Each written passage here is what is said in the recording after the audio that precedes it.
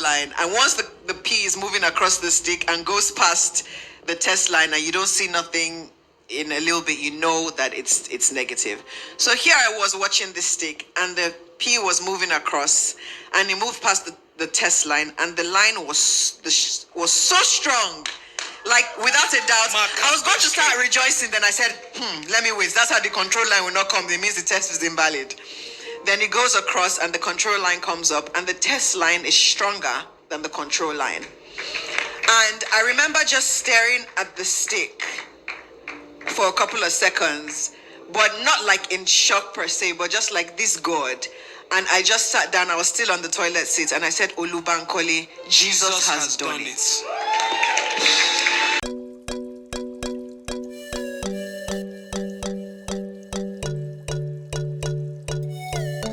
Hi guys, welcome back to my YouTube channel. Still your girl Favor here, and I'm so glad to have you back.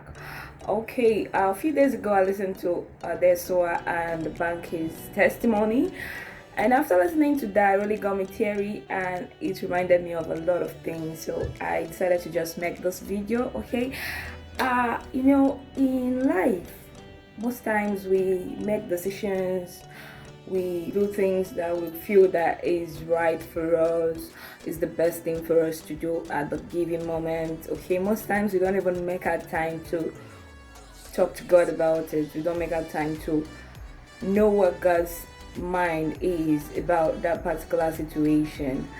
And at the end of the day, we get disappointed. At the end of the day, we get hurt. At the end of the day, we get broken. So from their testimony, I got to know that until you get to that point where you trust God totally, that point where you've given in to Him, okay, to His will, okay, you've taken your hands off your life in the direction it should go, like you open up your mind to Him, like, God, do with me whatever you want to do with my life whatever you want to do. Okay, so until you've gotten to that point, you're not really in love with God. You're not really in love with God, okay? Because it's just like a relationship, okay, where you're in love, okay? You tend to trust this person foolishly without any reason. They don't even have to give you any reason to trust them. You should also be like that with God, right? One of His love languages is faith. Faith, like they told us, one of His love languages is faith. So we should all, okay, as human beings, as individuals, get to that point where we trust God wholly in whatever we're going through, whatever situation we find ourselves, whatever challenge we are facing. We should just, you've done it enough in your own way. You've done it enough. You've put in enough of your strength. You've put in a lot of your knowledge, a lot of your power, and all of that. It's the time to take a pause. Okay, it's about that time where you take a pause, rethink this thing, pray about it, go back to God, know what His mind is, and allow His will lead in your life, right?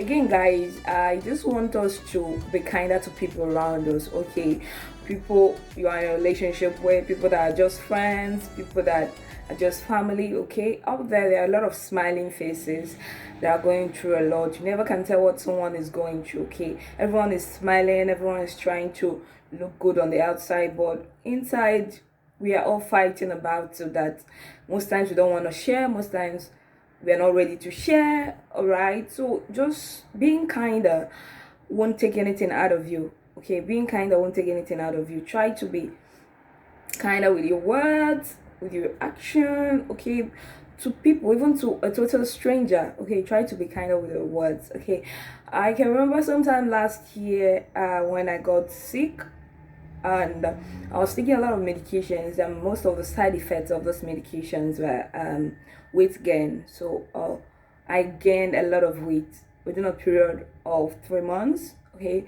I gained more than 20 something kg, so I was kind of lumpy and all big. And when I started getting better from that illness, I can remember that I posted some pictures, and the type of comments I got, people telling you, are you sure you're not pregnant?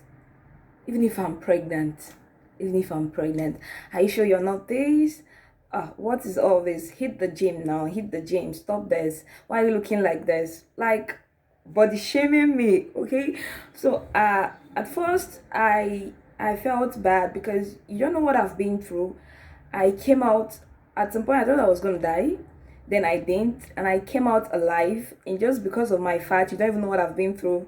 You're throwing words at me, okay? You're body shaming me. Uh, I left social media for a while, and when I came back kind of prepared for people. So when I came back stronger. And when you throw anything at me, I'll double it and I'll give it back to you. All right. I wasn't really fine with the way people were talking about my weight gain. Nobody was even interested to know, okay, why did you gain so much weight? So many people were already drawing their own conclusion in a life that is not even theirs, in a life that is not their own. All right. So it will be better if we get kinder to people, and if we treat them better, okay, and stop projecting our insecurities on other people, right? To the main reason why I decided to make this video, okay. ADESUA'S BANKY, they were talking about love languages. Okay, so I remember a book I read as a young girl. It was my mommy's book, Things I Wish I Had Known Before I Got Married by Gary Chapman. I think I was 15 years when I read that book.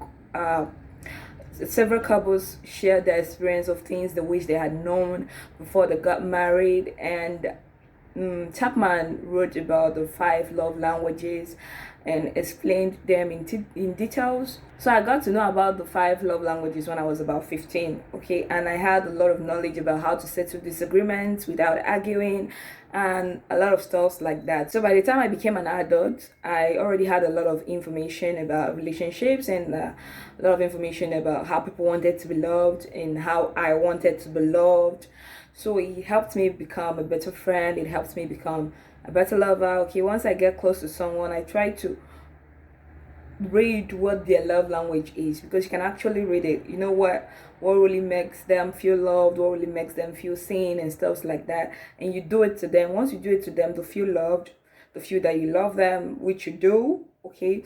But if you express in the wrong way, to feel unloved. So with this knowledge, I've been able to have successful relationship. Don't ask me why I'm not married yet. Don't ask me why I'm not married yet, because I'll answer you.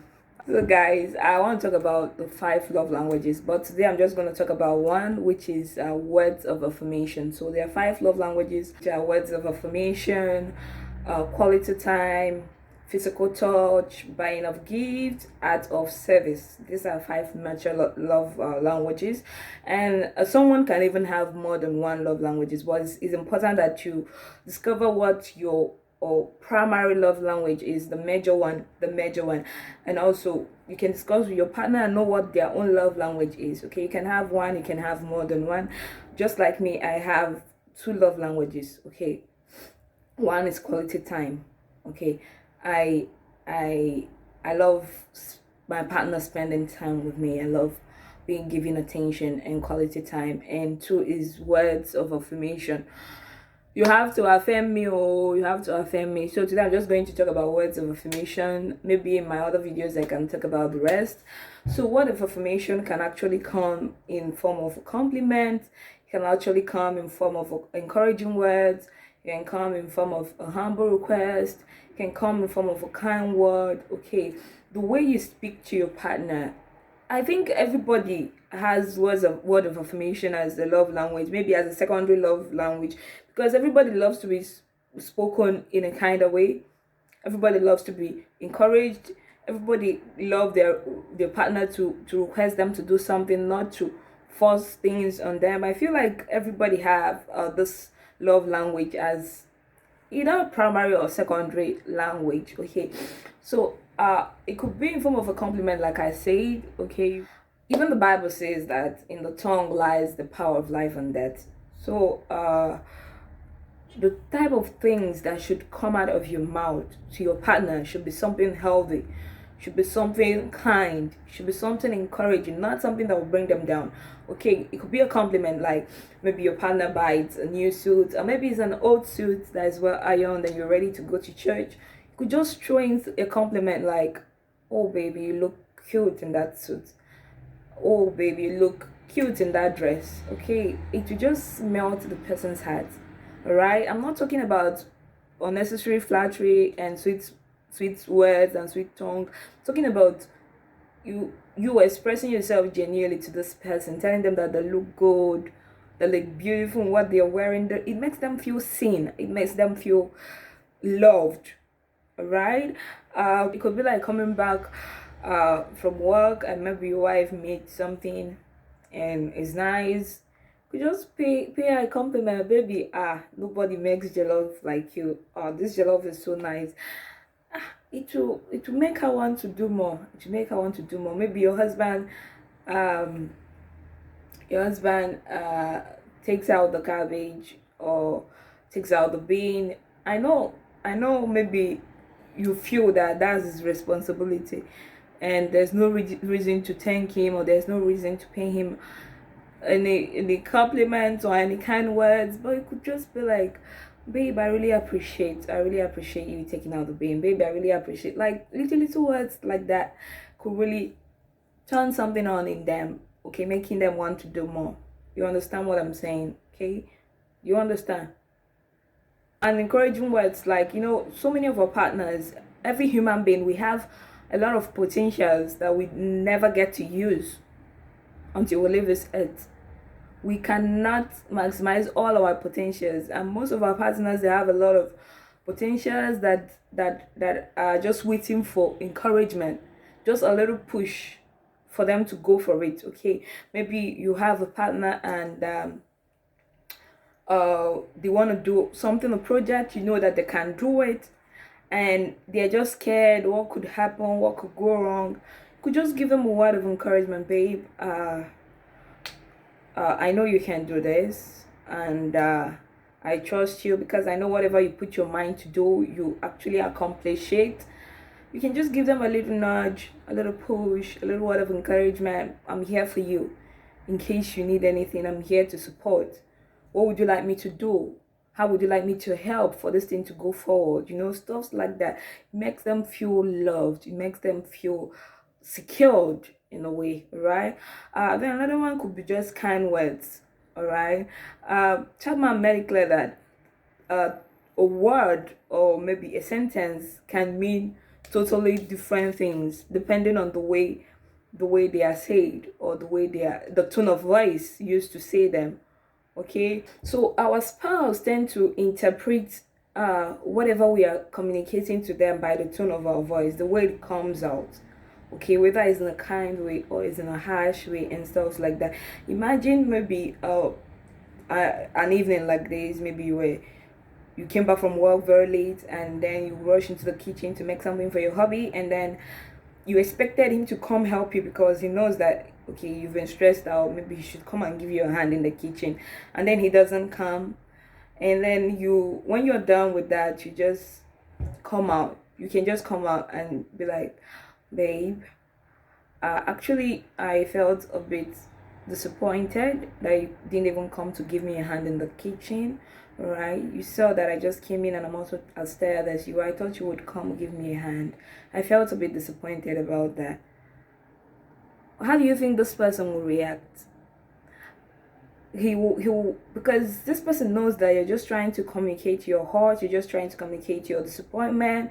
You're not saying it in a harsh way, you're just trying to kind of build intimacy. Okay, so this person will respond to you in a very warm way. Might be like, baby, I'm so sorry, my mind didn't even go there, or maybe, I'm so sorry, I was just sorting out some things, didn't really occur to me.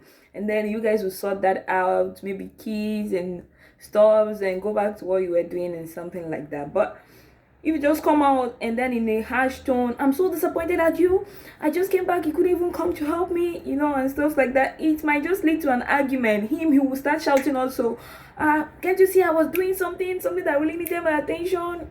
Before you know it, it's a heated up argument, and both of you are already fighting. Something that you could have just communicated in a kind and soft way, and then get a kind and soft response, and intimacy is built.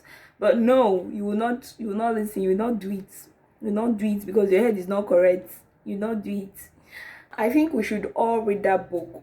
I think we should all read that book. It really taught me a lot of things, okay, to ask things in a humble way, okay, to make requests.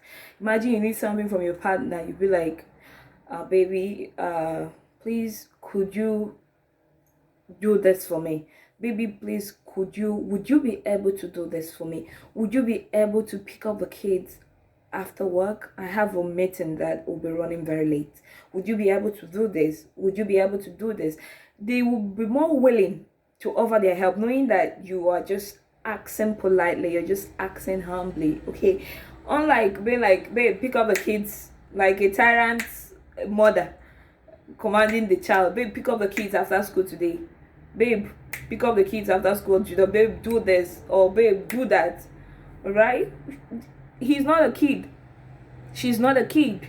You guys are partners and equals in the house. So when you try to get things out of them, when you try to ask them to do something, you should request them in a humble way, right? It's also a form of affirmation, right? All those things come under words of affirmation. Some people love to be loved that way. They love to constantly be told how much you love them, how much you care about them, how good they look, how well they do things, compliments. They need to be encouraged, for them to know that you're there for them, that you're with them through it all. They need to be constantly told kind words. While making requests to them, you have to make it in a humble way and stuff like that. They all come under the umbrella of words of affirmation. So most people, this is their love language. And if you don't talk to them in a kind way, they feel unloved. If you don't pay them enough compliments, they feel like they are not seen. They feel like they are not loved, right? I'll just read from the Bible. Proverbs 18 from verse 21. Proverbs 18 from verse 21. It says, death and life are in the power of the tongue, and they that love it shall eat the fruit thereof. Even the Bible is affirming the same thing. There is power in your tongue. There is power in your spoken words. What you say, the way you say it, can give someone life. It can also take life away, right? You can kill someone's morale by the way you speak to them. Then you can also build up someone's boldness, someone's morale by the way you speak to them and by the way you encourage them. I also read Proverbs chapter 12 from verse 25, which says, heaviness in the heart of man maketh it stoop, but a good word maketh it glad. You know, a good word maketh the heart merry. Even the Bible says the same thing. Good words, all right, maketh the heart merry. You know, bad ones and maketh the heart heavy. You know, there's something you can tell someone and so demoralize the person that the person even gets into depression. And there's something you can tell someone, simply telling someone that can bring the person out of depression. Just words. You know, words. It's just like therapy. Alright, going to therapy is just words, the type of words you're told, type of things you're told and stuff like that. So guys, let's be kinder with our words, right? Try to know your partner, know what they love, know how they want to be loved. Because imagine I want to be loved by physical touch, and the way you're loving me would be maybe buying of gifts. You feel like I'm spending so much money, why is she not appreciating? Am I not buying this? Am I not buying that? I've spent 1 million in 1 month. Yeah, she's not appreciating it. Guy, that's not her love language. Her love language is just physical touch. Physical touch could be maybe when you wake up in the morning, you could just come from the back, hug her from the back, hey babe, good morning, and give her a peck. Or maybe you're walking on the road, just hold her hands. You know, physical touch can just communicate to her that you care, you love her. So it's so funny, but that's the truth.